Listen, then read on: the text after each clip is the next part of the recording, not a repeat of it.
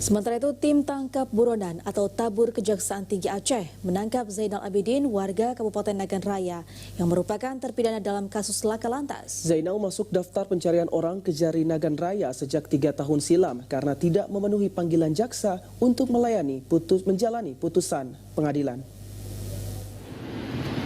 Usai ditangkap di kediamannya, Zainal langsung dibawa menuju Kejaksaan Negeri Nagan Raya. Penangkapan dilakukan tim tabur Kejati Aceh bekerjasama dengan Kejari Nagan Raya setelah melakukan pengintaian sejak 2 hari terakhir. Pria berusia 37 tahun ini masuk daftar pencarian orang Kejati Aceh karena tidak kunjung memenuhi panggilan jaksa yang akan mengeksekusinya sejak 2019 silam.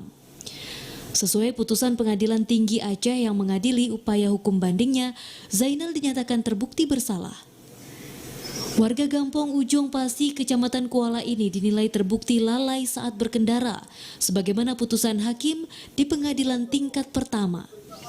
Namun, bukannya menjalankan putusan hukum tersebut, Zainal justru kabur saat akan dieksekusi jaksa.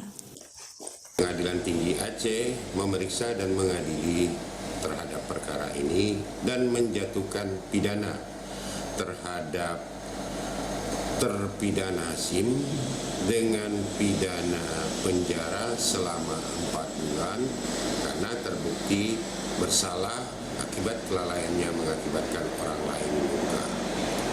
Dalam tahun ini, di 2019, Jaksa Penuntut Umum pada Kejaksaan Negeri Sukamakmur telah menyampaikan putusan tersebut. Penangkapan sempat berlangsung alot karena keluarga berupaya menahan petugas saat akan membawa Zainal. Tim tabur Kejati Aceh yang melakukan pendekatan kepada keluarga akhirnya berhasil membawa Zainal ke Kejari Nagan Raya untuk menjalani serangkaian pemeriksaan.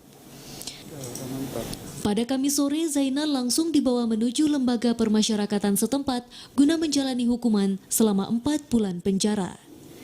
Dari Aceh Besar, Arman Konadi, TVRI melaporkan.